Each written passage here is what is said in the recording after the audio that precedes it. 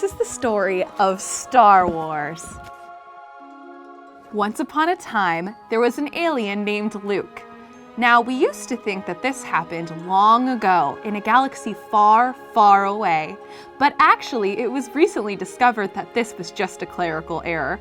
Some jabroni messed up the scientific notation.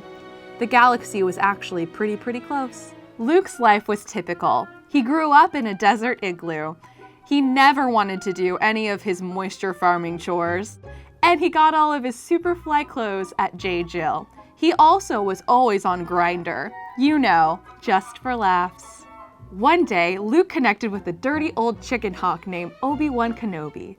Obi-Wan convinced Luke that he was some kind of intergalactic ninja, and to train him, he would blindfold him and hurt him with a little machine he had.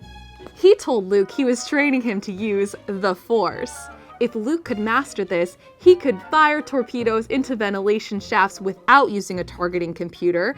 He could even change the channel when he lost the remote, or he could even masturbate with no hands. Luke's space adventures really began when he found out one of his robot slaves had blueprints to the Death Star and a message from Princess Leia asking for help. That robot was named R2-D2, but Luke affectionately called him Sheila.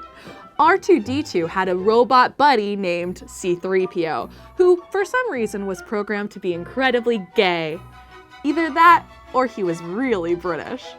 Anyway, Luke didn't really want to help. He was happy in his little igloo with his grinder, but R2-D2 was like, boop beep, boop boop boop beep. And Luke was like, Sheila, you're such a little bitch. But then he ended up giving in and decided to help anyway. Probably because Princess Leia was a babe. Luke and Obi-Wan enlist the help of Han Solo and his furry friend Chewbacca to fly them to Alderaan, which was Princess Leia's home planet.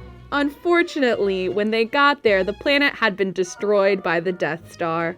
I guess they were looking for love in Alderaan places.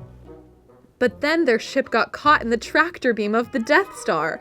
Luke was like, whiny, do something! And R2-D2 was like, boop beep boop.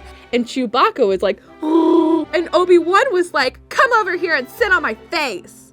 So they all got taken prisoner, but then managed to escape and rescue Princess Leia.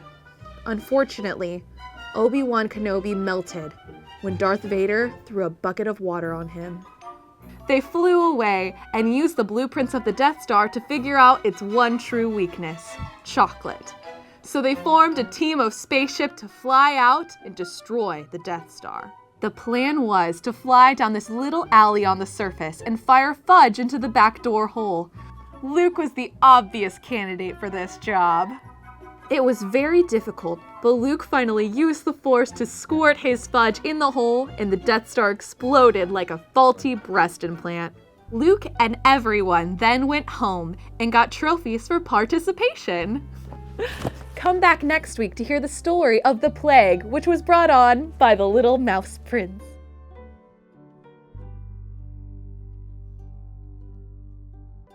The hare had to devise a plan to get the tortoise out there, back on the track. So he kidnapped his sister and sent a ransom note. No one messes with my family.